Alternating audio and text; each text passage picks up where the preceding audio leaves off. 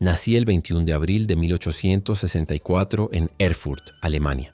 Crecí en un hogar donde convivían la política liberal de mi padre y la profunda religiosidad de mi madre. Esa tensión marcó mi vida intelectual. Alemania aún no estaba unificada, y yo crecí en una sociedad en plena transformación, de lo rural a lo industrial, de lo tradicional a lo moderno. En 1882, con 18 años, ingresé a la Universidad de Heidelberg para estudiar Derecho, Historia, Economía y Filosofía. Europa estaba en plena segunda revolución industrial, y yo me interesaba cada vez más en comprender cómo el cambio económico, político y cultural transformaba la vida de los pueblos. A los 25 años, en 1889, obtuve mi doctorado en Derecho con una tesis sobre las corporaciones mercantiles medievales. Siempre me atrajo la relación entre historia y economía, porque intuía que el capitalismo no era un fenómeno únicamente económico, sino también cultural.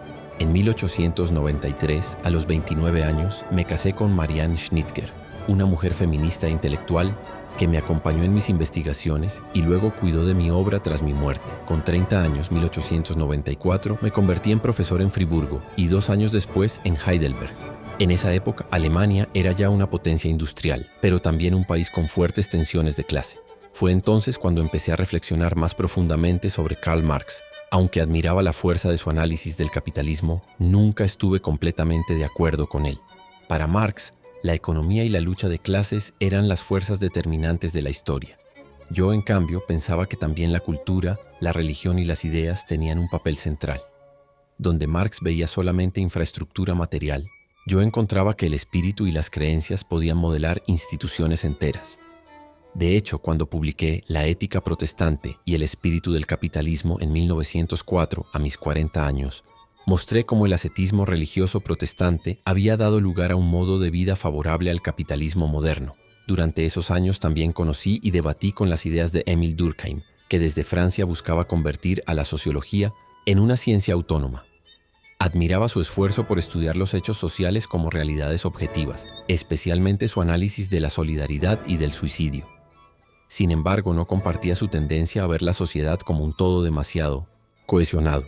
Yo prefería analizar la acción social desde el sentido que los individuos le daban, aunque entendiendo que esas acciones estaban enmarcadas en estructuras históricas más amplias. En 1897, cuando tenía 33 años, sufrí una crisis nerviosa que me apartó de la docencia hasta 1903. Fue un tiempo de silencio y reflexión, mientras Alemania se debatía entre el liberalismo, el socialismo y el autoritarismo prusiano. En 1909, con 45 años participé en la fundación de la Sociedad Alemana de Sociología, junto a colegas como Georg Simmel y Ferdinand Tönnies. Allí discutíamos intensamente las ideas de Marx, Durkheim y otros contemporáneos. La sociología estaba naciendo como disciplina, y cada uno de nosotros trataba de darle su propio sello. Cuando estalló la Primera Guerra Mundial en 1914, yo tenía 50 años. Al comienzo apoyé a mi país, pero luego me volví crítico del expansionismo alemán. Fui médico voluntario y asesor político. En medio de la tragedia reflexionaba sobre el poder y el Estado. En 1917, a mis 53 años, dicté mi conferencia La política como vocación, donde definí al Estado moderno como la institución que detenta el monopolio legítimo de la violencia. Esa idea me diferenciaba tanto de Marx como de Durkheim. Marx veía al Estado como un instrumento de dominación de clase y Durkheim lo consideraba garante del orden social.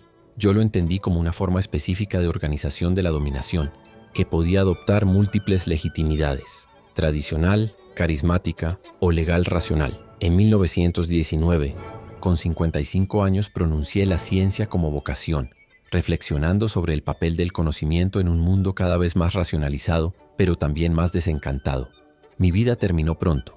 En 1920, con apenas 56 años, morí en Múnich a causa de la neumonía provocada por la gripe española, en un país derrotado tras la guerra y marcado por la inestabilidad de la naciente República de Weimar.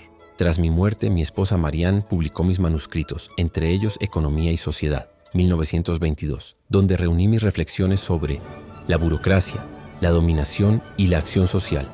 Hoy se me recuerda junto a Marx y Durkheim como uno de los padres de la sociología.